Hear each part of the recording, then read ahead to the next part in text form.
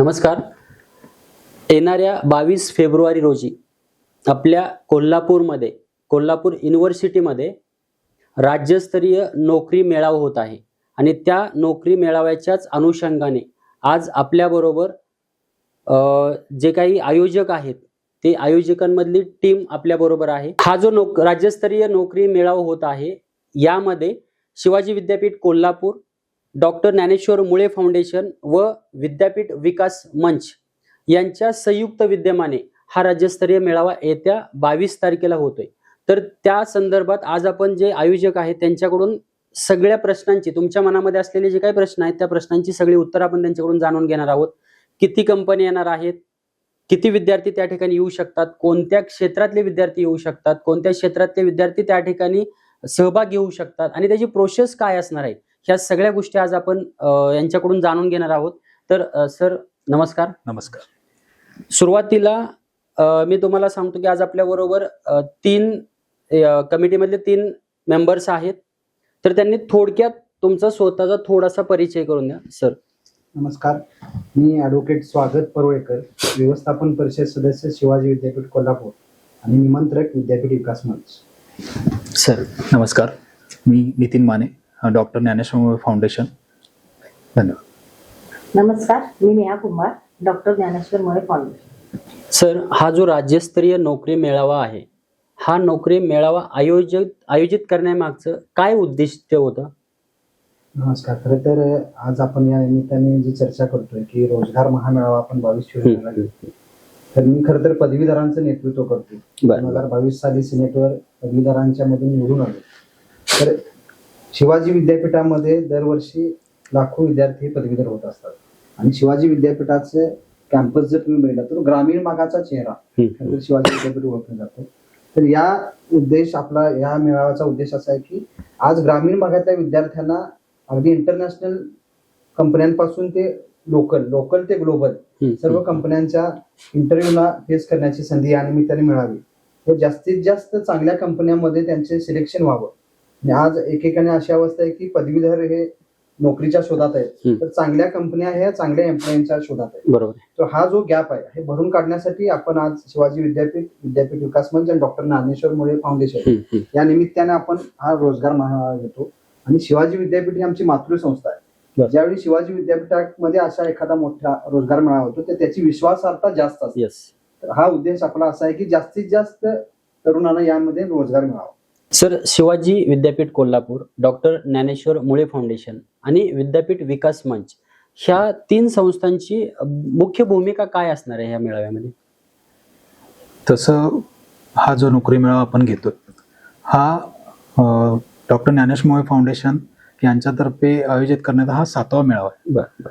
ह्या याच्यात आतापर्यंत आमचा हेतू असा राहिला आहे की जो कॅन्डिडेट आहे किंवा जो उमेदवार आहे त्याची प्लस जी कंपनी आहेत यांची सांगड एका प्लॅटफॉर्मवर घालून देणे. आता ह्यामध्ये आम्ही आतापर्यंत जर बघितलं तर हजारो विद्यार्थ्यांना एकाच दिवशी जॉब उपलब्ध करून दिलेला आहे. आम्ही एकत्र येण्याचं कारण म्हणजे हा जो नोकरी मेळावा आहे हा राज्यस्तरीय घेण्याचं, तसेच उमेदवारांना पण मोठमोठ्या कंपन्यांमध्ये त्यांना कशी सोप्या पद्धतीने ऍक्सेस मिळेल ह्या दृष्टीने हा आम्ही एकत्र येऊन हा शिवाजी विद्यापीठामध्ये नोकरी मेळावा घ्यायचा आपण ठरवलं.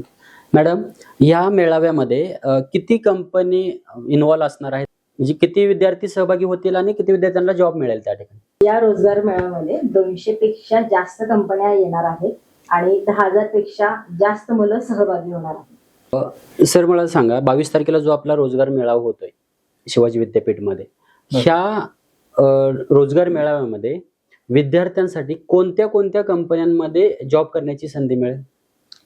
आता 22 तारखेला जो आपला रोजगार मेळावा होणार आहे या रोजगार मेळाव्यात वेगवेगळ्या क्षेत्रातल्या, म्हणजे तुम्हाला उदाहरणार्थ सांगायचं म्हटलं तर मॅन्युफॅक्चरिंग आहे, IT सेक्टर आहे, त्याच्यानंतर फायनान्स सेक्टर आहे, केमिकल इंडस्ट्रीज आहेत, फार्मा सेक्टर आहे, अशा अनेक सेक्टरमधल्या कंपन्या ह्यामध्ये सहभागी होत आहेत. आता ह्या ह्याच्यात त्यांच्याकडे जे वॅकन्सी आहेत ते भरपूर प्रमाणात आहे. त्यामुळे कॅन्डिडेटला एकाच ठिकाणी आपल्याला चांगल्या प्रकारे त्या कंपन्या पण उपलब्ध होतील आणि वॅकन्सी सुद्धा उपलब्ध होणार आहे. ओके.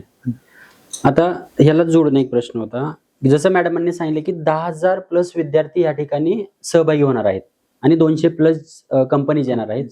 तर कोणते विद्यार्थी या ठिकाणी अप्लाय करू शकतात? यामध्ये ज्यांचं शिक्षण कमी झालेलं आहे तो विद्यार्थी सुद्धा व ज्यांचे शिक्षण होऊन ज्यांना चांगला अनुभव आहे असे विद्यार्थी सुद्धा हे अप्लाय करू शकतात. कारण की प्रत्येक कंपन्यांचं जे काय वॅकन्सीज आहेत ते फ्रेशर पासून पूर्ण एक्सपिरियन्स लोकांच्या पर्यंत उपलब्ध आहेत. 200 पेक्षा जास्त कंपनी आपल्याकडे रोजगार मेळाव्याला येत आहेत. तर ह्याचा ग्रामीण भागातील विद्यार्थ्यांसाठी काय फायदा होईल? या मेळाव्याचा सर्वात जास्त फायदा जर कुणाला होता असेल तर ग्रामीण विद्यार्थ्यांना. ओके. कारण की त्या विद्यार्थ्याला एका वेळी 3 पेक्षा जास्त कंपनीचे इंटरव्ह्यू द्यायला मिळणार आहे. आज असं असतं की इतक्या आता गल्फ कंट्रीतल्या सुद्धा काही कंपन्या इथं आलेल्या आहेत. फार्मसी, नर्सिंग सारख्या क्षेत्रामध्ये आज इंटरनॅशनल लेवलला आज संधी उपलब्ध आहे. तर ते इंटरव्ह्यू सुद्धा ग्रामीण भागातल्या विद्यार्थ्यांना देता येणार आहेत. जवळजवळ जर ज्यावेळी एका छताखाली 150 पेक्षा जास्त कंपन्या, 200 प्लस कंपन्या येत असतात तर नक्कीच त्याचा फायदा ग्रामीण विद्यार्थ्याला असा होतो की त्याची इंटरव्ह्यू फेस करण्याची क्षमता वाढते आणि त्याला आपल्या क्षेत्रामध्ये किती जॉब अवेलेबल आहेत ही संधी बघता येते. त्यामुळे याचा आमचा उद्देशच आहे की ग्रामीण विद्यार्थ्याला केंद्रित करून त्यांना जास्तीत जास्त या मेळाव्याचा फायदा व्हावा. सर, आता विद्यार्थ्यांनी मुलाखतीला जात असताना त्या ठिकाणी रोजगार मेळाव्याला आल्यानंतर ज्यावेळेस मुलाखत त्यांना द्यायची त्यावेळेस काय काय तांत्रिक गोष्टींचं त्यांनी प्रिपरेशन केलं पाहिजे असं वाटतं? आता आपण या रोजगार मेळाव्यासाठी आम्हालाही कळतं की भरपूर विद्यार्थी याला अप्लाय करतायत. यासाठी आपण एक गुगल फॉर्म गेले 15 दिवस झाले आपण शेअर करत आहोत. या गुगल फॉर्मच्या माध्यमातून त्यांना फक्त बेसिक माहिती व त्यांचा रिझ्यूम अपलोड करायचा आहे. त्याच्यानंतर जी पुढची प्रोसेस असणार आहे त्या विद्यार्थ्यांना फक्त त्या दिवशी म्हणजे रोजगार मेळाव्याच्या दिवशी तिथं येऊन एक छोटासा फॉर्म असणार आहे तो आपला भरायचा आहे. त्यामध्ये त्यांची बेसिक माहिती प्लस त्यांना कुठल्या सेक्टरमध्ये जॉब करायचा आहे त्याचा एक तिथं हे असणार आहे, म्हणजे एक चार्ट असेल. त्याच्यानंतर आतमध्ये आपण सगळ्या गोष्टी जेव्हा युनिव्हर्सिटीमध्ये आपण एंटर करू तिथं आपण सगळं डिस्प्ले केलेलं असणार आहे की आतमध्ये कोणत्या कंपन्या आहेत. याच्या अनुसार ते तिथं त्या कंपन्यांची नावं लिहून त्यांचे रूम नंबर लिहून व तिथं इंटरव्ह्यूला जाण्याचे त्यांना मार्ग सोपा होऊन जाणार आहे अशा दृष्टीनं आहे. जसं सरांनी सांगितलंय आपण गुगल फॉर्म वगैरे गेली 15 दिवस झालं शेअर करतोय. अजून पण जर कोणाला गुगल फॉर्म मिळाला नसेल तर आपण या व्हिडिओच्या खाली डिस्क्रिप्शन मध्ये गुगल फॉर्मची लिंक दिलेली आहे. तसेच हे जे तिघं आहेत त्यांचे मोबाईल नंबर सुद्धा आपण त्या ठिकाणी डिस्प्ले केलेले आहेत. जर कोणाला अजूनही फॉर्म भरायचा असेल किंवा काही कंपनीला किंवा कॅन्डिडेटला कनेक्ट करायचं असेल यांच्याबरोबर तर तुम्ही त्या गुगल फॉर्मच्या माध्यमातून किंवा खाली दिलेल्या नंबरच्या माध्यमातून नक्की त्यांच्याशी संपर्क साधून आपली जी काय ती सीट त्या ठिकाणी बुक करा म्हणेल किंवा त्या रोजगार मेळाव्यासाठी अप्लाय करा. सर, तुम्हाला पुढचा एक प्रश्न होता. विद्यार्थी ज्यावेळेस आपल्या अशा रोजगार मेळाव्याला येतात त्यावेळेस त्या विद्यार्थ्यांनी प्रत्येक ठिकाणी कंपनीला एक रिझ्यूम देणं गरजेचं असते. तर त्याने किती रिझ्यूम कॅरी केले पाहिजेत असं? आपण ह्या रोजगार मेळाव्यामध्ये एका विद्यार्थ्याला, एका उमेदवाराला 3 कंपन्यांना आपण अलाउड करतो इंटरव्ह्यू देण्यासाठी. त्याच्या क्वालिफिकेशननुसार त्याच्या एक्सपिरियन्सनुसार तो 3 कंपन्यांना इंटरव्ह्यू देण्यासाठी इलिजिबल आहे. याच्या संदर्भात त्यांनी कमीत कमी 5 तरी रिझ्यूम आपल्यासोबत ठेवावे, ते पण झेरॉक्स फॉर्मॅटमध्ये. दुसरी गोष्ट, जर डॉक्युमेंट काय आणायचे असतील ते पण झेरॉक्स फॉर्मॅटमध्ये जावे. त्याचे जे काही एज्युकेशन असतील, एक्सपिरियन्स असेल याचे झेरॉक्स फॉर्मॅटमध्येच तिथे ठेवावे. ओरिजिनल डॉक्युमेंट कोणीही आणू नये. कारण की आपण पूर्णपणे हा जो नोकरी मेळावा आहे हा पूर्णपणे झेरॉक्स फॉर्मॅटमध्ये जे डॉक्युमेंट आहे तशा पद्धतीनेच आपण ते कंपन्यांना उपलब्ध करून देतोय. बाकी जी काही प्रोसेस एकदा सिलेक्शन झाल्यानंतर असेल त्यावेळेला ती कंपनी प्लस कॅन्डिडेट ह्या दोघांच्या माध्यमातून ती कम्प्लीट केली जाईल. सर, सरांनी जसं सांगितलं की आपण 3 कंपन्यांना विद्यार्थ्यांना अलाव करतोय. तर ह्या 3 कंपन्या ज्या आहेत त्या 3 कंपन्या चूज करण्याचं फ्रीडम विद्यार्थ्यांना राहील की तुमच्याकडून काही तसे गाईडलाईन्स वगैरे दिले जातील? त्याचं स्वातंत्र्य विद्यार्थ्यांनाच असेल. कारण की ऑब्व्हियसली ज्यावेळी तो इंटरव्ह्यूला जाणार आहे त्याचीही चॉईस असेल की त्याला कुठल्या कंपनीकडे जाऊन इंटरव्ह्यू द्यायचा आहे. तर आपण जो गुगल फॉर्म केला आहे त्यामध्ये चॉईस आहे आणि आपण तिथे ज्यावेळी फॉर्म त्यांना अवेलेबल करू विद्यापीठामध्ये तर त्यामध्येही आपण असा चॉईस दिलेला आहे की त्यामध्ये त्याला पूर्ण स्वातंत्र्य आहे की त्याने कुठल्या कंपनीला इंटरव्ह्यू द्यायचा. ओके. सर, विद्यार्थी ज्यावेळेस इंटरव्ह्यूसाठी येईल तर त्याला इंटरव्ह्यूची प्रोसेसमध्ये जसं आपण आता एखाद्या कंपनीमध्ये जातोय तर तो फॉर्मलमध्ये असला पाहिजे, तो प्रॉपरली केस वगैरे त्याचे व्यवस्थित पाहिजे. तर तसे काही रूल्स आहेत की विद्यार्थ्यांनी त्यानेच त्या गोष्टी करून आलं पाहिजे? हा माझा एक पहिला प्रश्न. दुसरा प्रश्न काय की विद्यार्थ्यांनी ज्यावेळेस मुलाखत देणार आहे तर त्या मुलाखतीला कुठल्या लँग्वेज मधून मुलाखत असेल का डिपेंड ऑन कंपनी असेल, हेही थोडंसं आता तुमच्या पहिल्या प्रश्नाचं उत्तर जर आपण देऊ, त्यामध्ये विद्यार्थ्यांनी वेल ड्रेस्ड, जसं आपण इंटरव्ह्यूला बाहेर जातो त्या पद्धतीनं जे काय नॉर्म्स असतील त्या पद्धतीने तिथं प्रेझेंट राहायचं आहे. त्यानंतर जो दुसरा क्वेश्चन आहे की विद्यार्थ्यांनी लँग्वेजचं बॅरियर आपण ठेवलेलं नाही, डिपेंड ऑन कंपनी आहे. काही फार्मास्युटिकल असतील, IT कंपनी असेल, त्यांचे एक्सपेक्टेशन असतात की ते जास्त करून इंग्लिशमध्ये बोलावं, पण आपण ते पण त्या गोष्टी कंपनीवर डिपेंड ठेवल्या आहेत. ज्या पद्धतीने कंपनी त्यांना क्वेश्चन विचारेल किंवा इंटरव्ह्यू घेईल त्या दृष्टीनं ते विद्यार्थी त्यांना रिप्लाय देऊ शकतात.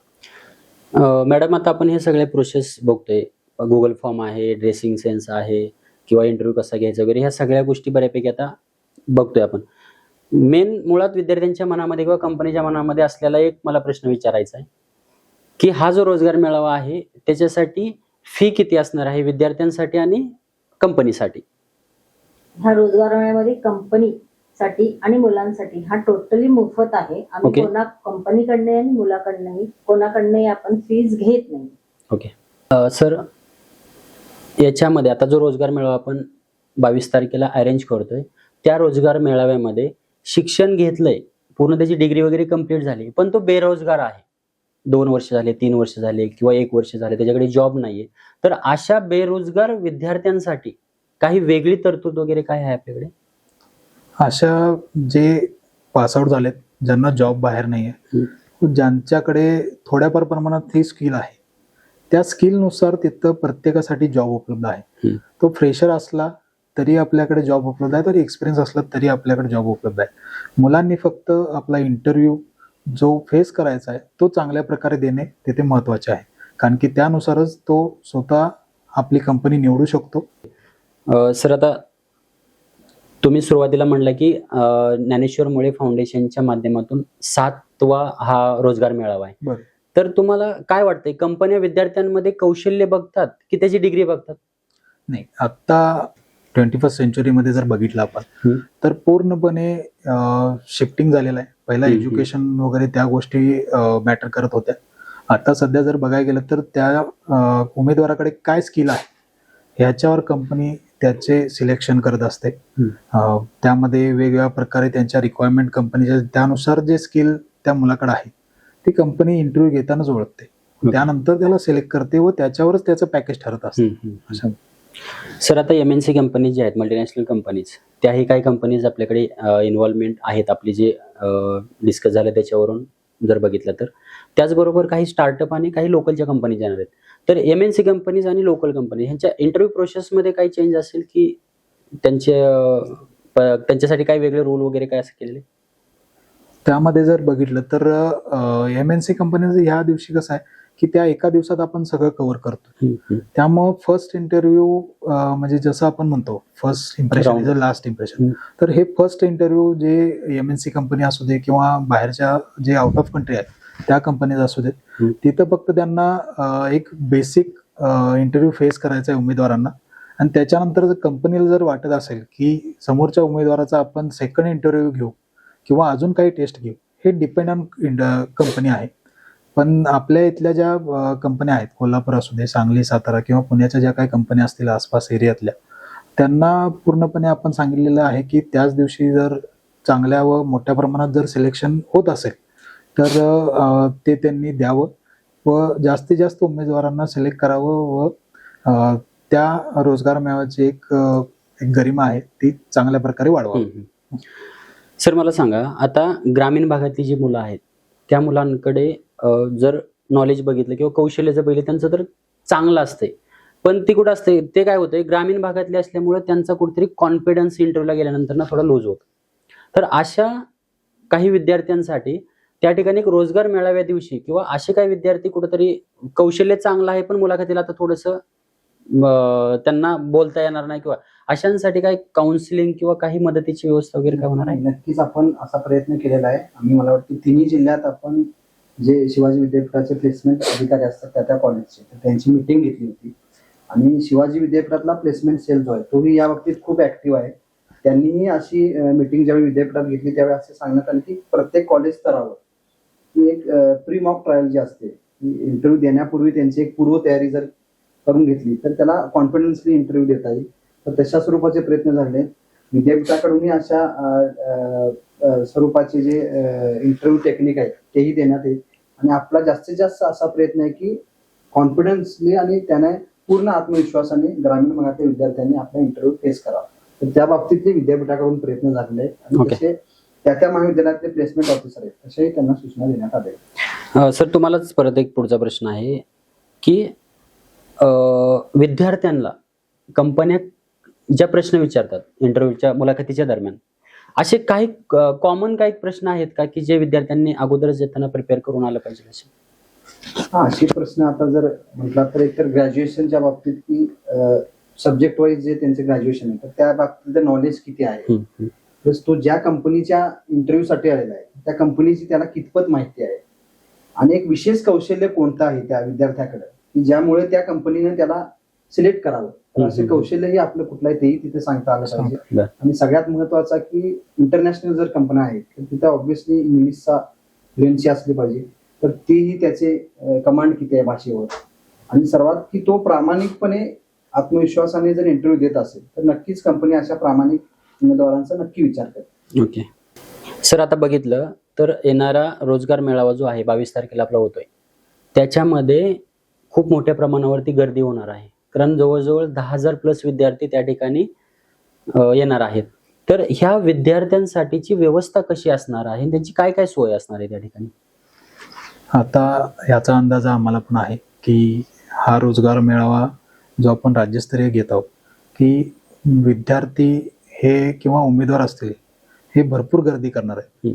त्यामुळं आपण ह्या रोजगार मेळाव्यामध्ये जे काही कंपन्या पार्टिसिपेट करतात ह्याचे रोजगार मेळाव्याच्या आधीच आपण ते डिस्प्ले करतोय की कोणकोणत्या कंपन्या आहेत पार्टिसिपेट करतायत. तसेच विद्यापीठातर्फे वेगवेगळे डिपार्टमेंट आपण जे काय सिटिंग अरेंजमेंटसाठी घेतलेले आहेत त्याच्यानुसार विद्यार्थ्यांना पण ते सोयीस्कर जाणार आहे की आपली कंपनी कुठे, आपण ज्याला अप्लाय करणार आहे ती कंपनी कुठे बसलेली आहे आणि तिथं जाऊन आपण कशा प्रकारे इंटरव्ह्यू द्यायचा आहे ह्याची प्रोसेस थोड्या कालांतराने, म्हणजे जसं हा आपल्याकडे अजून वेळ आहे त्या दृष्टीनं आपण ते सोशल मीडियाच्या माध्यमातून जाहीर करूच की कुठल्या सिस्टीम माध्यमातून मुलांना जेवढं सोयीस्कर होईल त्या पद्धतीने त्यांना त्यांच्या आवडत्या कंपनीपर्यंत कसे पोहोचवू ह्या दृष्टीनं आपण जे काय प्रिकॉशन्स घेणार आहोत ह्या सगळ्या गोष्टी त्यांना थोड्या कालांतराने कळतील रोजगार मेळाव्याच्या आधी. ओके, आता ह्याच्यामध्ये ज्या कंपन्या आपल्या इन्व्हॉल्व्ह होणार आहेत 200 प्लस, आपण सांगितले की 200 प्लस कंपनीज इन्व्हॉल्व्ह होणार आहेत, तर ह्या कंपनी कोणत्या आहेत आणि त्यांची प्रोसेस काय असणार आहे, तर ह्याचं काही डेटा विद्यार्थ्यांना अगोदर काही मिळणार आहे किंवा मिळू शकतो असं? आता आपण ते सोशल मीडियाच्या माध्यमातूनच जाहीर करतोय की कोणत्या कंपन्या आहेत, कोणत्या वॅकन्सी उपलब्ध आहेत ओके, आणि त्यांचे क्वालिफिकेशन असू दे, त्यांचे एक्सपिरियन्स असू दे किंवा फ्रेशर्स असू दे, आणि त्याच्यानंतर त्यांचं पेमेंट सुद्धा आहे.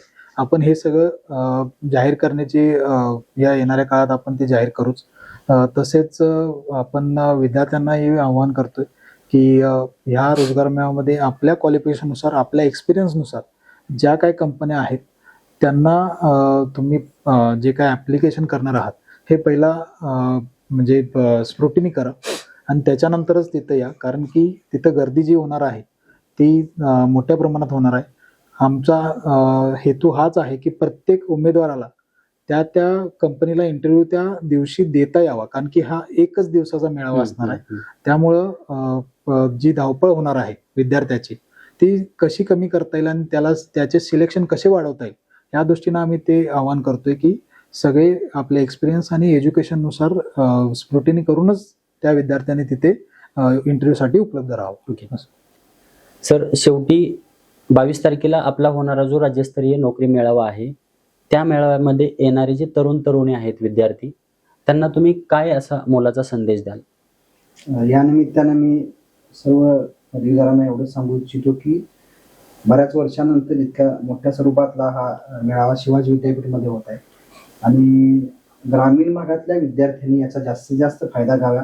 आत्मविश्वासाने या मेळाव्यामध्ये सहभागी होऊन एक चांगल्या कंपनीला आपण कसे जॉईन होऊ यासाठी प्रयत्न करावे.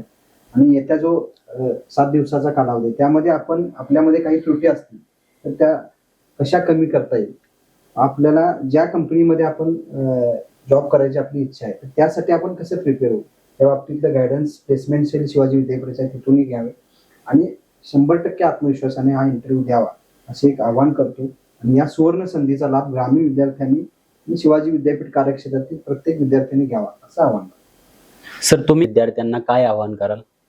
मी ह्या रोजगार मेळाव्याचा हेतूच आमचा असा असतो की जे काय विद्यार्थी आहेत किंवा उमेदवार आहेत त्यांना एका प्लॅटफॉर्मवर एवढ्या संधी उपलब्ध करून द्याव्या की ती चॉईस त्यांच्याकडे असेल की मी कोणता जॉब घेऊ.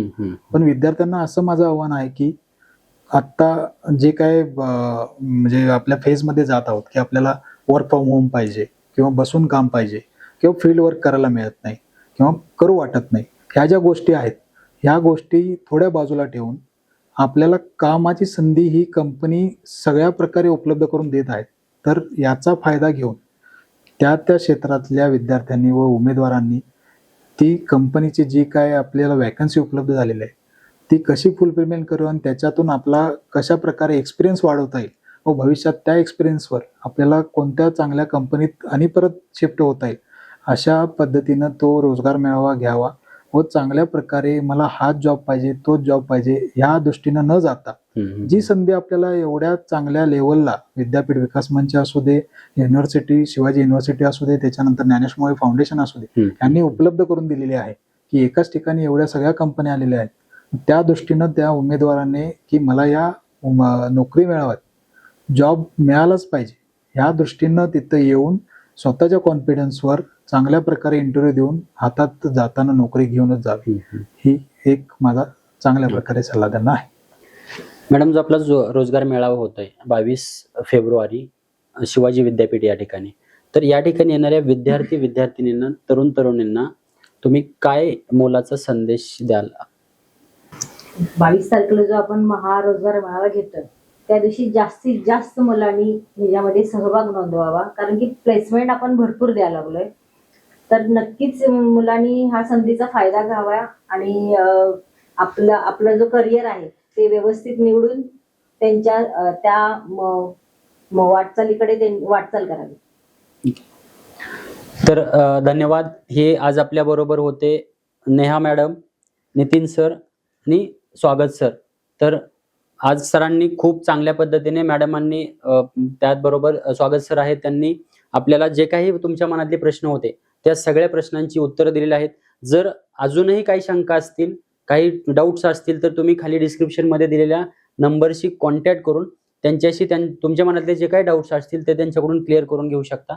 सर खूप खूप मनापासून धन्यवाद. तुम्ही वेळ दिला आणि सगळ्या प्रश्नांची विद्यार्थ्यांना खुलासा केला त्याबद्दल धन्यवाद. धन्यवाद सर.